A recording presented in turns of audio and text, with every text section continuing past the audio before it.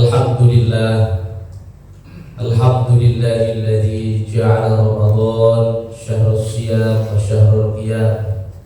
Asyhadu an la ilaha illallah al-mawjudu azalan wa abadan bila makan, wa asyhadu anna Muhammadan abduhu wa rasuluh al-mab'utsu rahmatan li jami'il insan.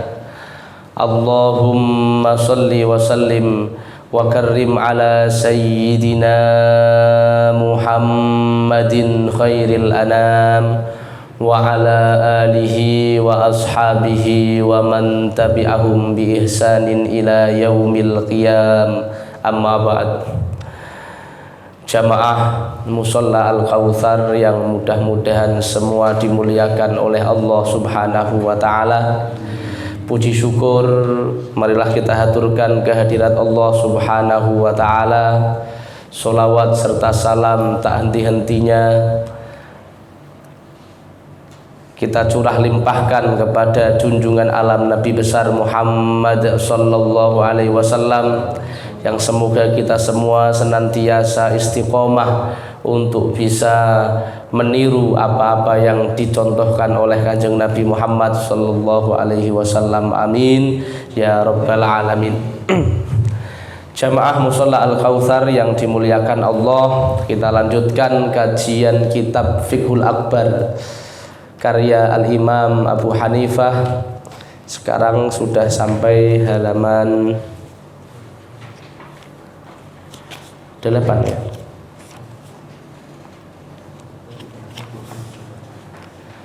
Halaman berapa sekarang ini?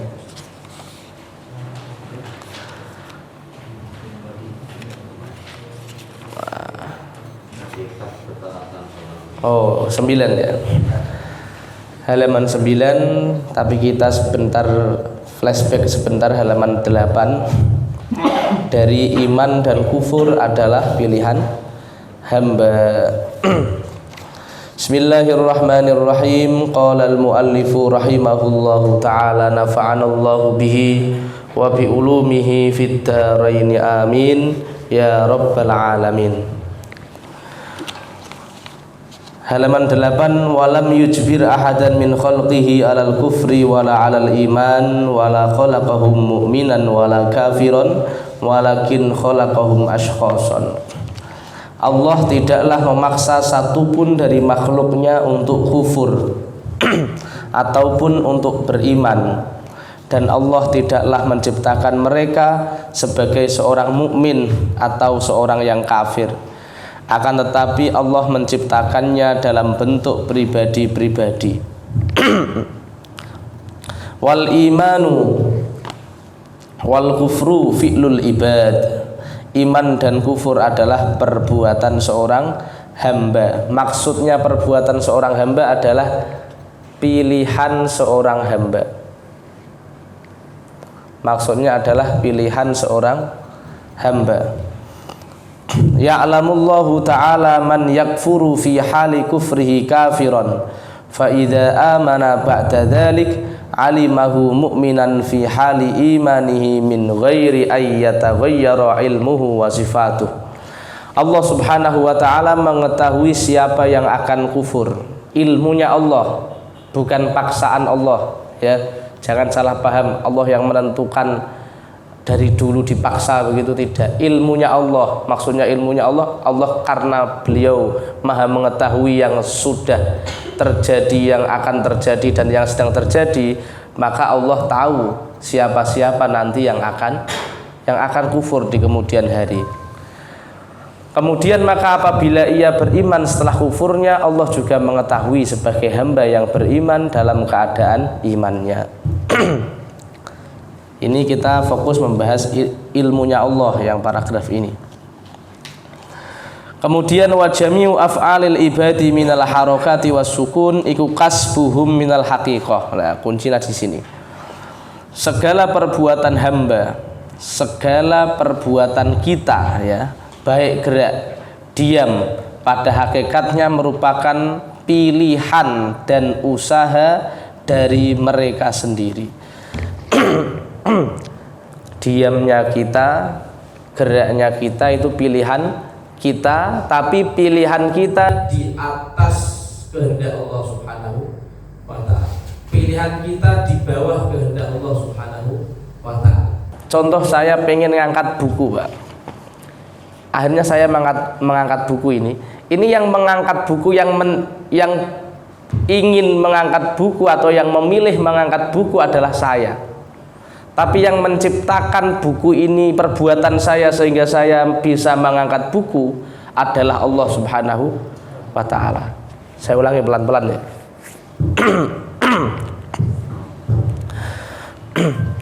Saya mau bicara ini, mau bicara.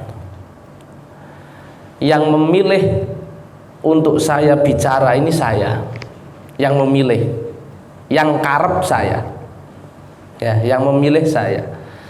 Tapi yang menciptakan pergerakan mulut saya, yang menghendaki mulut saya supaya bisa bergerak, itu Allah Subhanahu wa ta'ala. Saya nggak bisa apa-apa. La haula wala quwata illa billahil aliyil azim. Kita jangan pernah merasa bisa.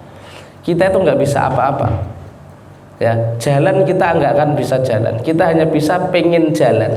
Kemudian Allah ACC, kita bisa jalan. Allah yang menciptakan perbuatan kita, tapi yang memilih adalah kita. Kenapa kok manusia disiksa di neraka? Karena dia memilih sendiri berbuat maksiat, padahal Allah sudah melarangnya. Siapa yang menghendaki manusia berbuat maksiat? Itu kehendaknya sendiri, pilihannya sendiri, atas kehendak Allah juga, atas takdir dan qadanya Allah, tapi tidak sesuai dengan perintah Allah dan tidak diridhoi oleh Allah. Gitu loh. Kemudian wallahu ta'ala khaliquha. Allah ta'ala adalah pencipta perbuatan seorang hamba. Wa hiya kulluha bimasyiatihi wa ilmihi wa qadaihi wa qadarihi. Dan semua perbuatan hamba adalah atas kehendaknya Allah, ilmunya Allah, keputusan Allah dan ketentuan Allah. Kemudian yang perlu saya sampaikan, takdir Allah sejak zaman azali itu tidak cuma satu, Pak Bu. Takdir Allah kepada seluruh makhluk itu tidak cuma satu takdir saja, satu keputusan saja, banyak. Contoh, si A ini nanti ketika kan ada takdir mubrom, ada takdir mu'allaq, ada dua ya. Ada ketentuan Allah yang manusia nggak punya pilihan. Contoh, manusia nggak punya pilihan dia keluar dari rahimnya siapa, itu nggak ada pilihan. Apa ada di antara kita dulu yang mau lahir request, saya mau lahir dari keluar dari ibu A, ibu B? Nggak ada. Itu namanya mubrom, keputusan dari Allah. Ya, kita nggak punya pilihan. Kemudian kita lahir di tempat mana, ya, itu semua kita nggak punya pilihan. Orang tua kita siapa, itu nggak punya pilihan. Kita punya anak berapa, terus kelaminnya apa anak kita, itu kita nggak punya pilihan. Kelamin kita request juga nggak bisa. Itu semua mubrom, sudah ditetapkan oleh Allah, kita harus menerima. Dan yang kedua ada namanya takdir mu'allaq, takdir yang manusia punya pilihan. Contoh, kalau pengen pinter ya belajar.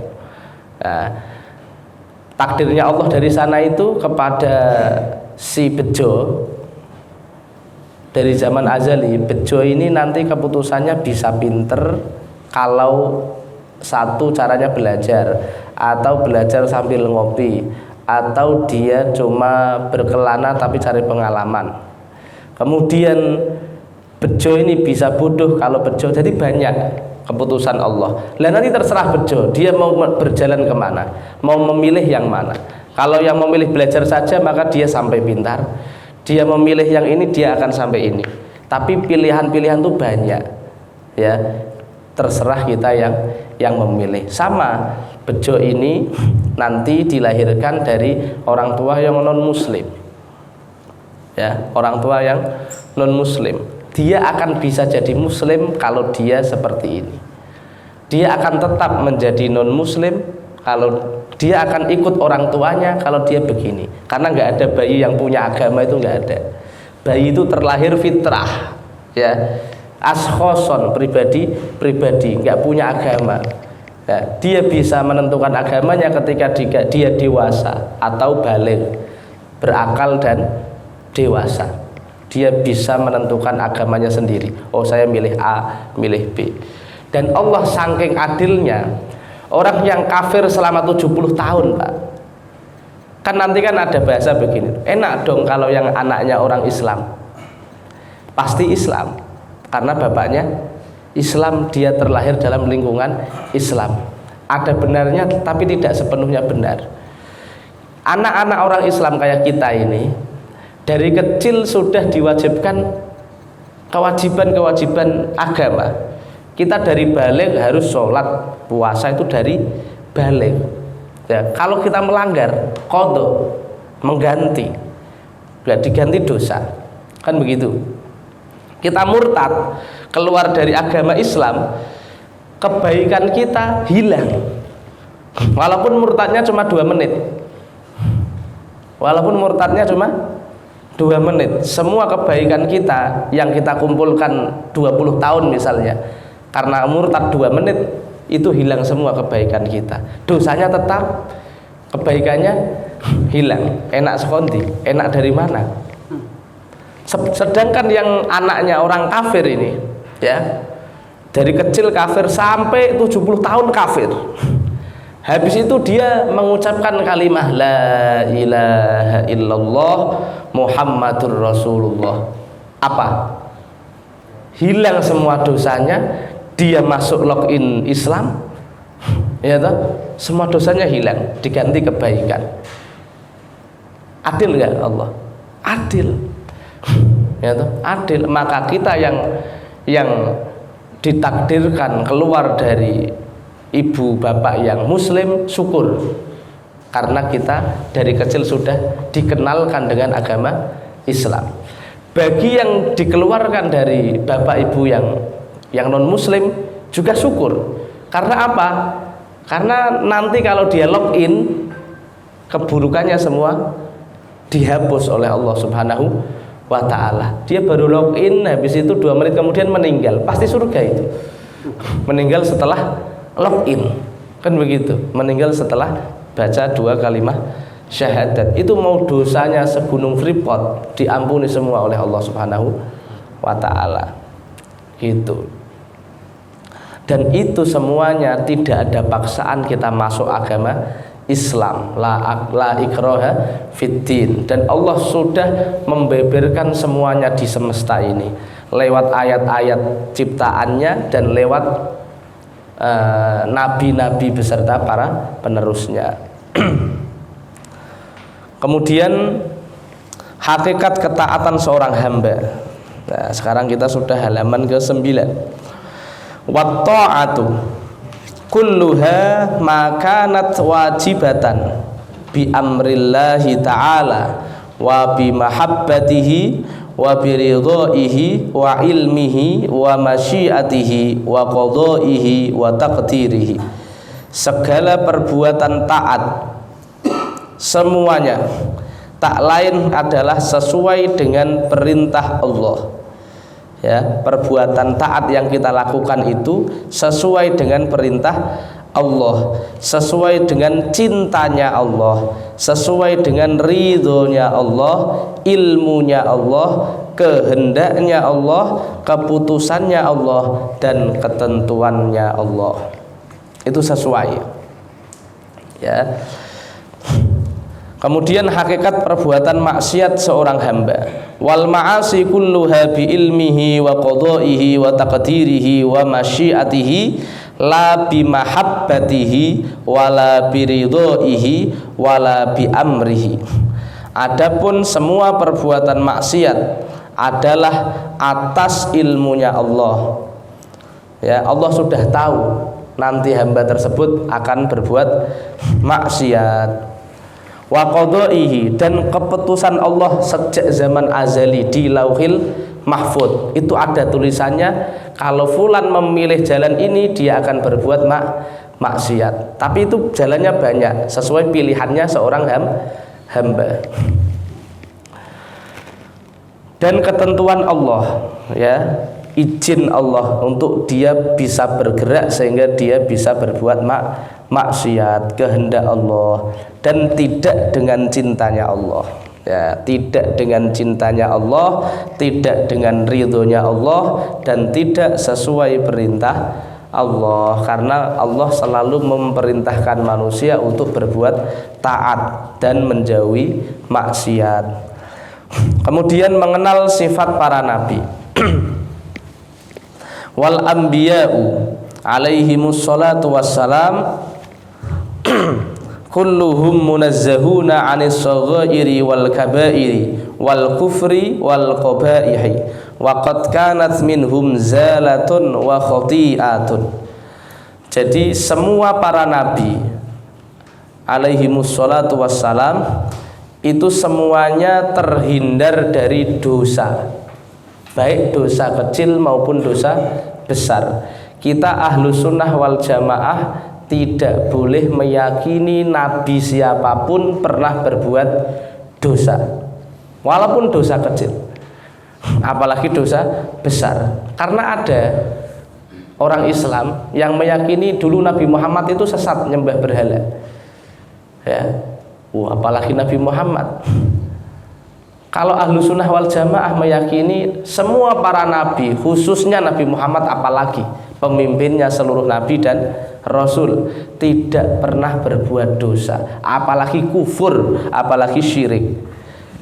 Dan juga seluruh para nabi tidak memiliki kejelekan yang kejelekan tersebut bisa mengganggu dakwah atau bisa menurunkan martabat dia sebagai pembawa agama Islam. Tapi waqad kanat minhum zalatun wa khati'atun, akan tetapi ada kemungkinan mereka untuk berbuat luput dan salah.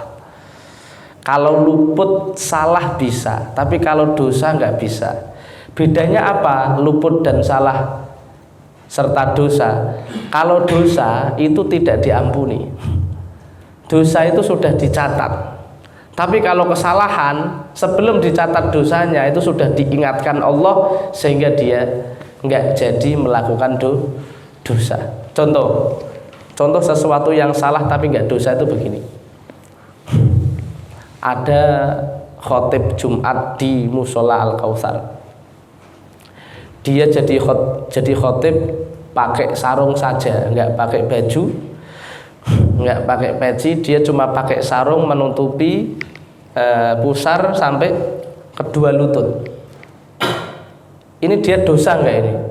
Nggak dosa, karena sholatnya tetap sah menutupi aurat, ya toh. Salah nggak?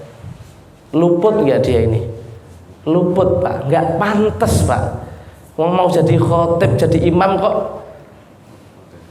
cuma bokseran, padahal menutupi aurat, tapi disalah dia, nggak pas. Harusnya dia sebagai pemimpin, sebagai imam, tokoh, ya, yang dimuliakan ketika itu, dia harus memberi contoh yang baik. Tapi itu bukan dosa, itu cuma luput. Lah Nabi itu kadang pernah luput. Contoh dulu ketika musim ketika di Madinah ada sahabat yang bertanya sama Nabi, kira-kira ini sudah saatnya menanam atau belum? Wah, sudah saatnya. Tapi kemudian Nabi bilang begini, setelah itu ditanam oleh para sahabat tumbuhan itu. Setelah ditanam gagal panen. Terus akhirnya sahabat protes sama Nabi, saya ini dulu izin sampean mau nanam kok bisa gagal ini panennya, gimana ini? Terus Nabi jawab, anta a'lamu bi umuri dunyaka, kalian lebih tahu urusan dunia kalian. Ini kan urusan dunia begini kan nggak dosa. Nabi nggak pernah ngomong kamu kalau pakai cara saya pasti kamu berhasil, nggak pernah ngomong gitu. Cuma Nabi jawab silahkan kalau mau menanam, gitu saja. Terus kemudian tidak sesuai, panennya gagal, maka itu bukan dosa, bukan akan, nggak ada tipu-tipu, nggak ada bohong di situ. Berarti nggak ada dosa di situ, cuma adanya kesalahan saja. Nah, orang salah belum tentu dosa. Kayak orang kerja salah belum tentu dosa. Salah itu urusan sesama manusia. Kalau dosa adalah kesalahan manusia kepada Allah Subhanahu wa ta'ala, itu dosa. Jadi kita nggak boleh punya keyakinan Nabi berbuat dosa, apalagi syirik, kafir, nyembah berhala. Wah, naudzubillahi min dzalik. Dan juga Nabi itu harus menarik, Pak. Jadi nggak boleh Nabi ini sakit, yang sakitnya ini membuat manusia lari. Itu nggak boleh. Contoh, Nabi rembes. Ada Nabi rembes, itu nggak boleh, nggak mungkin itu. Nabi itu harus sempurna, harus ganteng. Ya, Nabi itu harus menarik, karena tugasnya dia jadi gaet. Jadi gaet itu harus menarik. Nah, jadi sales dia ini, kan sales agama Islam tuh. Ayo masuk agama. Dia kalau nggak menarik, nggak ada yang mau masuk agama Islam. Makanya sales rokok, sales mobil itu menarik nggak Pak Gus? Menarik, nggak bikin ngantuk, gitu loh. Karena ya itu sales itu. Jadi Nabi harus menarik. Adapun cerita Nabi siapa itu yang Nabi siapa? Dawud, bukan Dawud, bukan juga.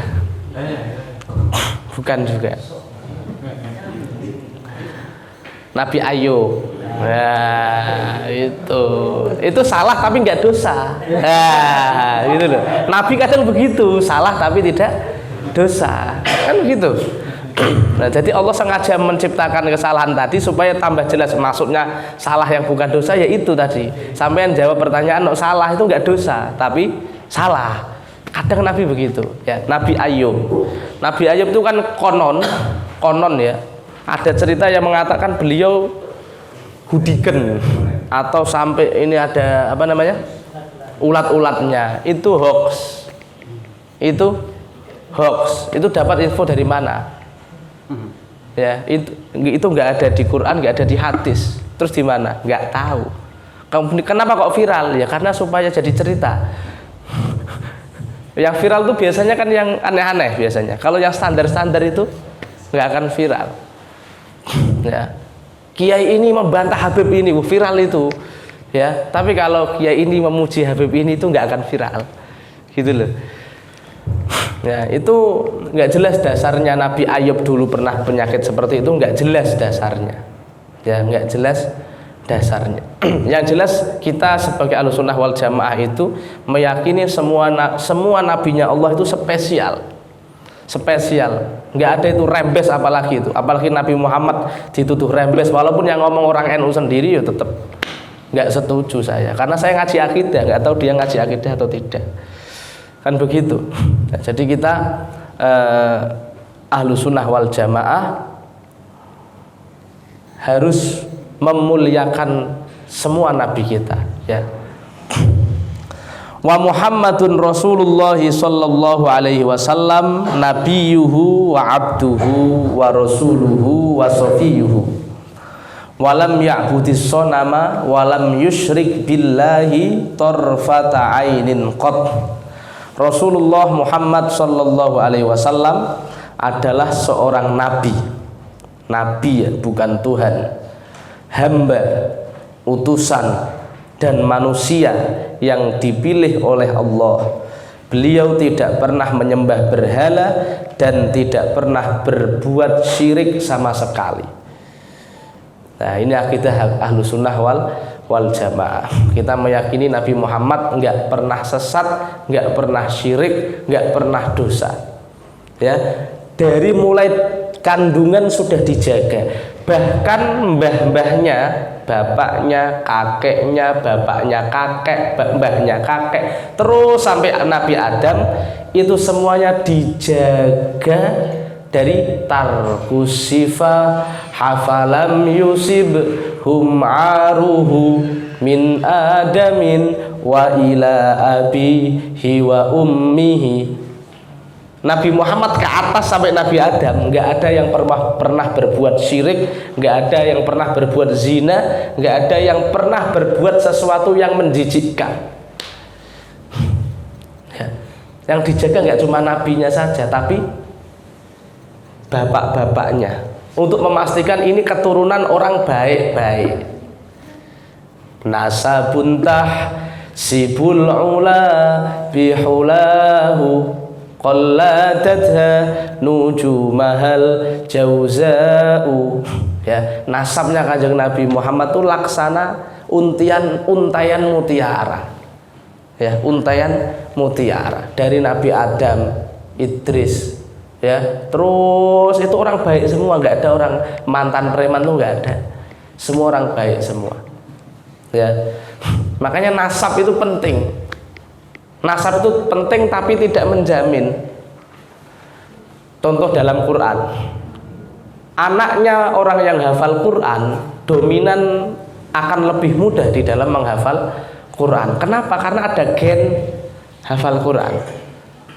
Ada orang tua kena penyakit gula, ya, maka anaknya kemungkinan besar terkena juga penyakit gula. Ini urusan penyakit saja nurun, Pak, apalagi urusan ilmu, apalagi urusan karakter. Ya, jadi Nabi Muhammad, semua nabinya Allah itu dijaga semua dari yang buruk-buruk. Ya, keturunannya saja dijaga, nasabnya, apalagi pribadinya.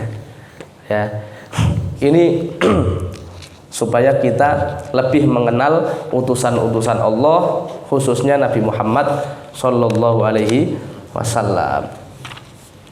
Manusia paling utama setelah para nabi, ini menurut ahlu sunnah wal jamaah. Manusia yang paling utama wa afdalun nas fi hadhil ummah wa ba'dal anbiya wa ba'da Rasulillah sallallahu alaihi wasallam Abu Bakrin As-Siddiq radhiyallahu anhu, thumma Umar bin Khattab, thumma Utsman bin Affan, thumma Ali bin Abi Thalib ridwanullahi taala alaihim ajma'in. Manusia yang paling utama setelah para nabi dan Rasulullah sallallahu alaihi wasallam adalah Abu Bakar. Ranking pertama Abu Bakar. Kemudian Umar bin Khattab, kemudian Utsman bin Affan, kemudian Ali bin Abi Thalib. Itu versi ahlu sunnah wal jamaah. Ada yang orang Syiah. Orang Syiah itu meyakini, tapi Syiah nanti macam-macam ya, banyak alirannya juga di dalam Syiah itu. Orang Syiah meyakini manusia paling utama ya Ali, nabi setelah para nabi Ali, begitu loh.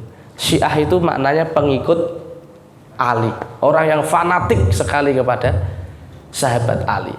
Kalau kita ahlu sunnah tidak, Abu Bakar dulu, baru Umar, baru Utsman, baru Ali.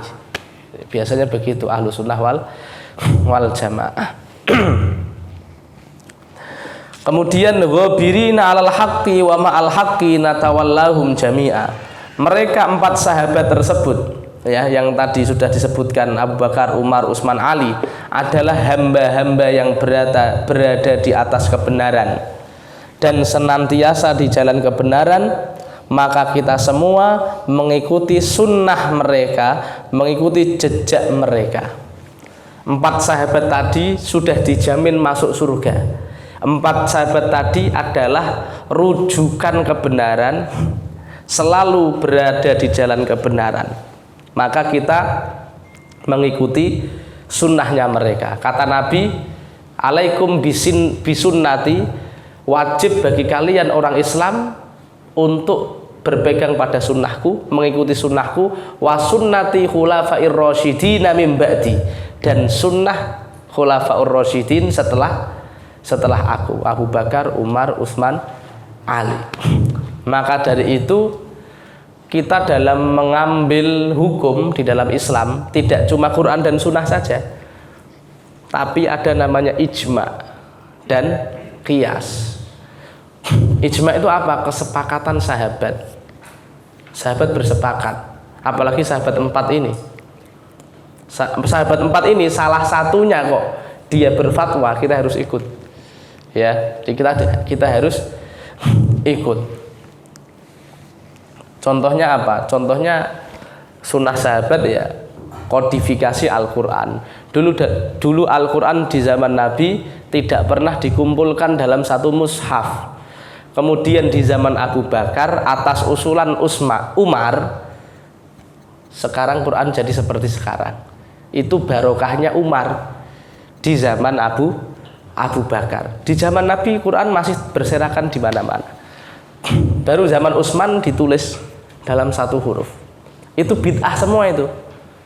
Bid'ah, kenapa kok bid'ah? Karena tidak ada di zaman Nabi. Ya, Nabi nggak pernah memerintahkan juga. Tapi itu bid'ah yang wajib. Bid'ah yang wajib. Wallahu a'lam bishawab. Ada pertanyaan? Monggo.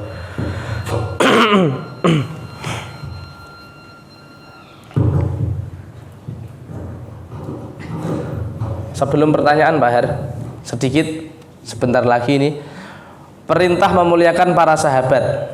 Nah, jadi wala nadhkuru wahidan minas sahabati illa bi khair. Kita tidak menyebut seorang pun dari para sahabat kecuali mereka adalah orang-orang yang baik. Ini ciri ahlu sunnah wal jamaah. Kita semua mengatakan sahabat semuanya orang baik, walaupun mereka perang-perang ini. Sahabat Ali perang dengan Siti Aisyah, perang dengan sahabat Muawiyah. Tapi kita nggak usah aneh-aneh menilai mereka. Pokoknya kita yakin mereka orang yang bersama Nabi, hidup dengan Nabi, melihat Nabi, santrinya Nabi. Mereka lebih baik dari kita. Mereka semua orang baik. Itu karakter ahlu sunnah wal jamaah. Beda dengan Syiah. Orang Syiah itu memuliakan Ali tapi mengkafirkan Abu Bakar, mengkafirkan Umar. Sampai di klosetnya ditulis Abu Bakar, Umar. Saking jengkelnya dengan Abu Bakar dan Umar. Kita ahlu sunnah wal jamaah memuliakan semua sahabat tanpa pandang bulu. Silahkan Pak Har, kalau ada pertanyaan. Ada 2 pertanyaan, yang satu sebenarnya sudah terjawab kemarin ya. Itu hampir mirip dengan pertanyaannya Hafid. Nah, yang belum terjawab adalah bagaimana cara menjelaskan tentang keberadaan Allah Subhanahu wa taala secara sederhana sehingga anak-anak mengerti dan memahami, karena anak-anak dalam proses belajar lebih dengan cara melihat dan mendengar, gitu Gus. Mohon penjelasannya, terima kasih. Iya. Jadi kalau kita menjelaskan tentang keberadaan Allah kepada anak-anak, dengan pelan-pelan. Contoh, kalau kita yang menjelaskan tanpa ditanya, ya kita jelaskan pelan-pelan. Maksudnya Allah itu maha melihat, maha mendengar, maha mengetahui, ya toh. Melihatnya Allah itu nggak usah butuh apa-apa deh. Beda dengan kita ketika melihat. Kita melihat butuh mata, kita mendengar butuh telinga, ya. Kita mengetahui butuh orang yang ngasih tahu. Kalau Allah melihat tanpa mata, ya, tanpa butuh telinga, tanpa butuh apapun, seperti itu. Itu kalau kita yang menjelaskan bisa enak. Tapi kalau tiba-tiba anak kita tanya, Allah di mana ya Ma? Gitu ya. Kan pasti penasaran itu kadang tuh. Allah di mana ya Ma? Nah, kalau ada pertanyaan begitu jawab aja dengan sederhana.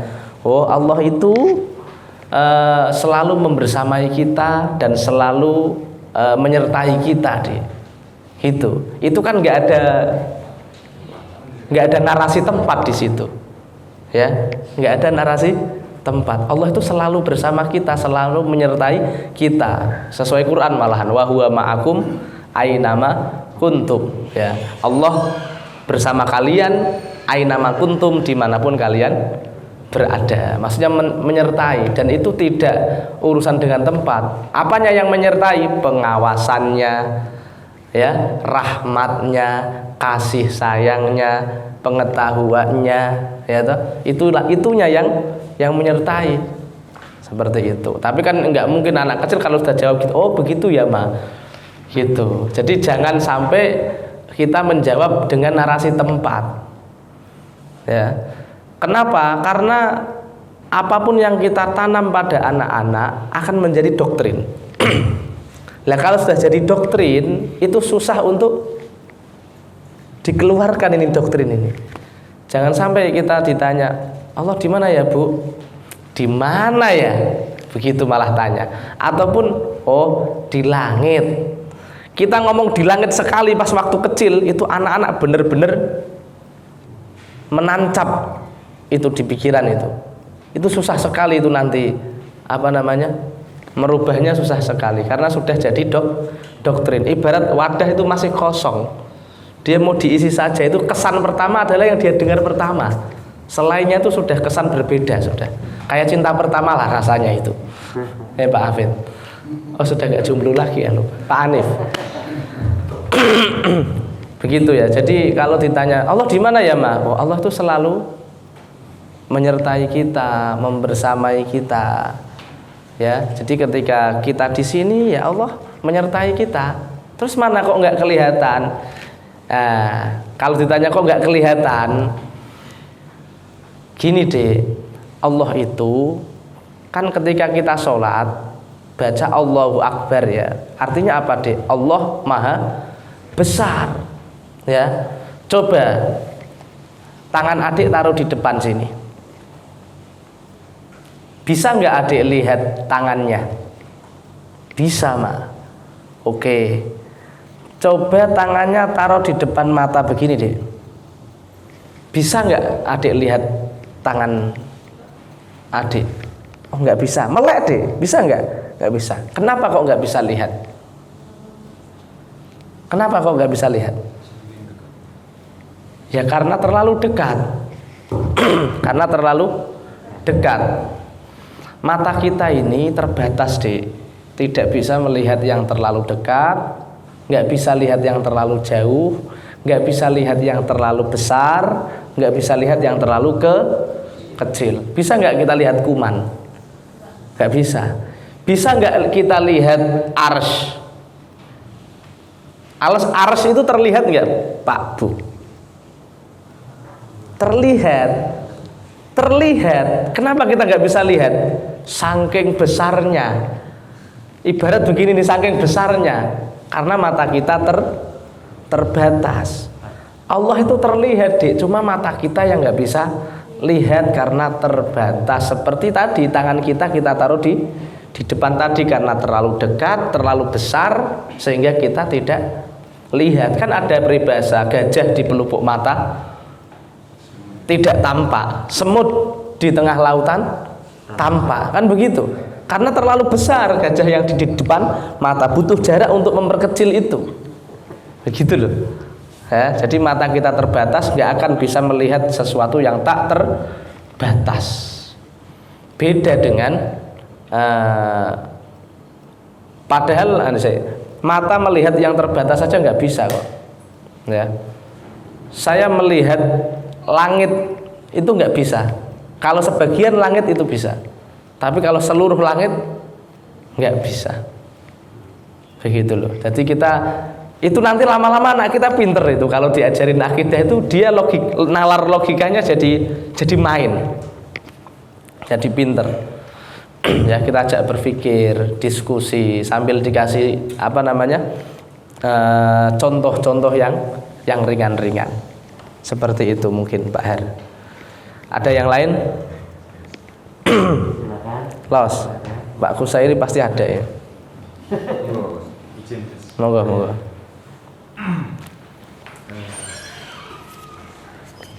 Kenapa ketika kita membahas tentang akidah itu kecenderungannya itu kayak sulit diterima, kadang itu kayak bertentangan dengan akal. Nah itu kira-kira kenapa itu, Gus? Contohnya mana? Akidah yang bertentangan dengan akal. Contohnya, saya mau tahu contohnya. Kayak kalau berbuat salah itu karena manusianya yang salah. Nah kalau begitu kenapa Allah ciptakan nafsu? Kira-kira begitu pertanyaan saya, maksudnya dalam diri saya. Iya. Mending Allah nggak usah ciptakan nafsu, jadi saya menjadi hamba yang taat. Kira-kira begitu, Gus. Tapi pertanyaan saya berkembang lagi. Oh, jadi nggak fungsi nanti neraka tempat untuk orang-orang yang salah gitu. Jadi itu berputar gitu, Gus. Itu kalau ngomongin akidah suka seperti itu gitu. Iya. Apalagi ditambah ngantuk, Gus. Terima kasih. Apalagi tambah serak ya. Iya. Jadi aslinya itu tidak bertentangan. Itu tidak bertentangan dengan akal, tapi bertentangan dengan nafsu. Ya, bertentangan dengan nafsu. Karena semua pembahasan akidah itu malah masuk akal semua. Kalau kita nggak ada pembahasan akidah, jadinya doktrin yang tidak logis. Ya, kenapa Allah ada? Pokoknya ada. Akhirnya kan begitu kalau nggak ngaji. Kalau ngaji kenapa kok Allah ada? Karena sesuatu yang ada ini sudah terlanjur ada, pasti ada yang mengadakan. Siapa yang mengadakan semua ini? Pasti zat yang super, yang maha ada. Kita istilahkan dengan Tuhan atau Allah. Kan bisa tidur kita jadinya, bukan pokoknya. Nah, terkait tadi kenapa Allah menciptakan nafsu? Karena Allah punya sifat sakarepe dhewe. Karena Allah punya sifat berkehendak sesuka sendiri. Ya, itu jawabannya. Loh, berarti Allah nggak baik dong? Lah justru karena Tuhan sempurna, dia punya sifat terserah dia sendiri. Kalau dia diatur dengan orang lain, dia bisa diatur dengan Pak Kus umpama, itu berarti bawahannya Pak Kus.